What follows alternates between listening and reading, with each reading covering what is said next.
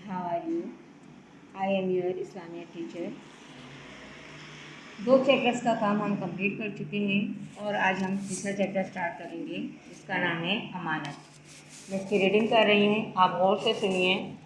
जहाँ तक मैं चैप्टर की रीडिंग करूँगी वहीं उतने ही पैराग्राफ से मैं आपको कुछ क्वेश्चन दूँगी जिसके आपने जवाब मुझे करके दिखाने हैं। ठीक है, चलिए अब हम चैप्टर स्टार्ट करते हैं।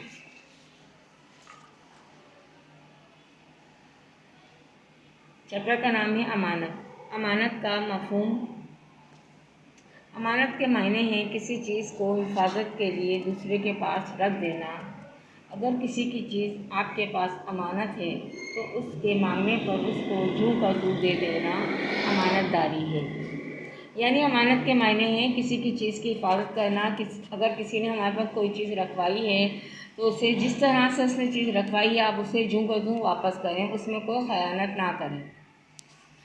अमानत और अमानतदारी का दायरा का सिर्फ रुपये, पैसे, जायदाद और माली अशिया तक महदूद नहीं, बल्कि माली, कानूनी और अखलाकी मामला तक वसी है। मसलन अगर किसी का कोई हक़ आप पर है तो उसका अदा कर देना भी अमानतदारी है। यानी अगर किसी का कोई हक़ हम पर है तो हमें उसका हक़ भी अदा कर देना अमानतदारी में शुमार होगा। सिर्फ रुपये, पैसे या जायदाद, माली अशिया तक महदूद नहीं है अमानत और अमानतदारी का दायरा का।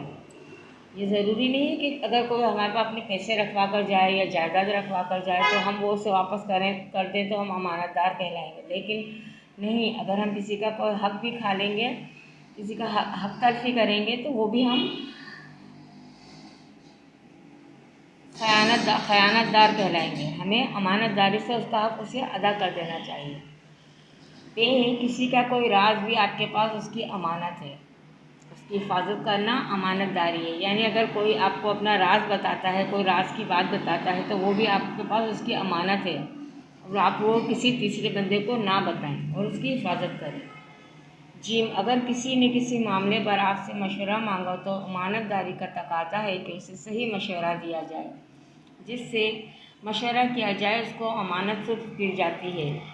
मजलिस में जो बातें हों वो अमानत हैं। यानी अगर किसी ने आपसे कोई मशवरा मांगा है कि मुझे किसी भी बात के बारे में, तो अमानतदारी का तकाज़ा ये है कि हम उसे सही मशवरा दें। अगर आप किसी जगह पर मुलाजिम या तालिब इल्म हैं तो इन औकात में फ़र्ज़ की अदायगी भी अमानतदारी है। समझ आ गई बच्चों आपको यहाँ तक? इसके बाद आगे है कुरान मुसलमानों के पास अल्लाह की अमानत है, उसमें दी गई तालीमात का अमल करना अमानतदारी है। यानी कुरान शरीफ जो है अल्लाह ताला ने अपनी अमानत मुसलमानों के पास भेजी है और उसमें दी गई तालीमात पर, उसमें जो कुछ भी अल्लाह ताला ने हमसे फरमाया है, अपने बंदों को मुखातिब करके कहा है, उस पर अमल करना अमानतदारी कहलाई जाएगी। अगर किसी ने जानबूझकर या किसी मजबूरी से कोई चीज़ आपके पास रखी है तो वो उसकी अमानत है। उसे हिफाजत से रखना और असल हालत में वापस करना अमानतदारी है। इसके बाद है किसी की अमानत वापस ना करना या उसमें हेर फेर करना बददियानती और ख़यानत है।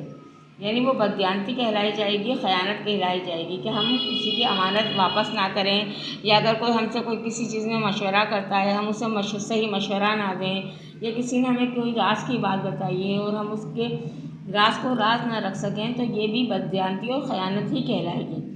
इस्लाम में ख़यानत की सख्त ममानियत की गई है।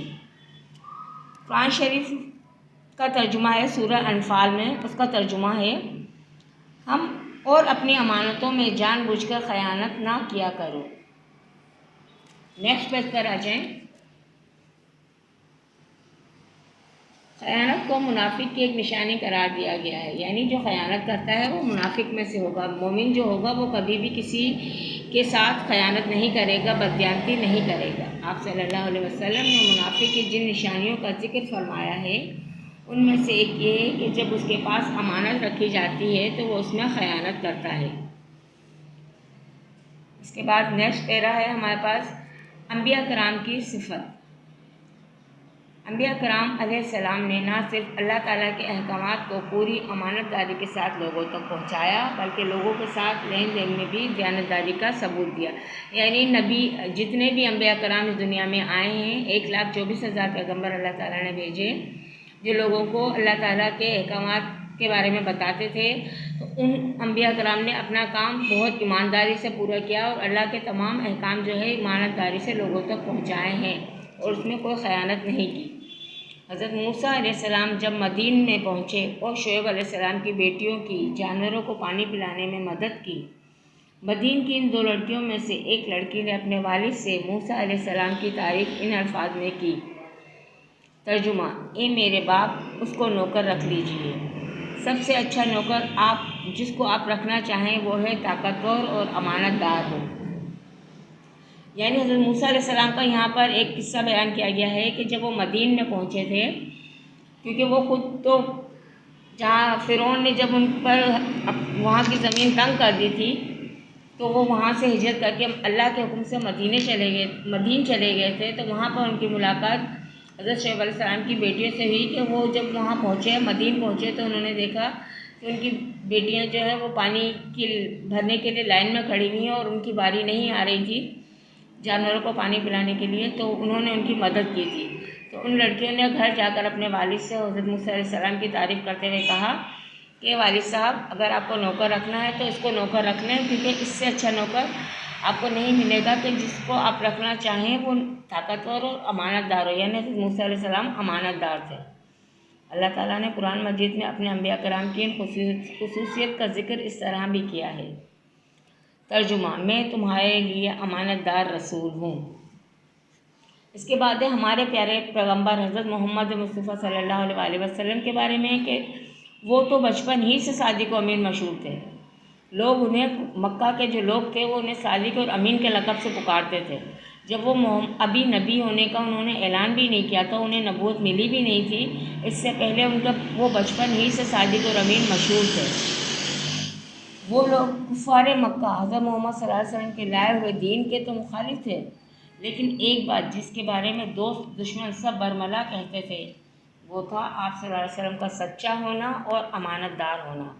یعنی کفار مکہ کے جو کفار تھے وہ آپ صلی اللہ علیہ وسلم کے لائے ہوئے دین کی تو مخالفت کرتے تھے، یعنی حضرت صلی اللہ علیہ وسلم جو اللہ کا دین ان لوگوں تک لائے تھے اس کی مخالفت کرتے تھے، لیکن آپ کے امانت دار ہونے اور سچے ہونے کی وہ تصدیق کرتے تھے، اس کی گواہی دیتے تھے کہ اس بات کا انہیں یقین تھا کہ آپ سچے، ہمیشہ سچ بولتے ہیں اور امانت دار بھی ہیں۔ جب آپ صلی اللہ علیہ وسلم کو نعوذ باللہ قتل کرنے کے لیے کفار منصوبہ بنا رہے تھے، اس وقت مکہ والوں کی امانتیں آپ صلی اللہ علیہ وسلم کے پاس تھیں۔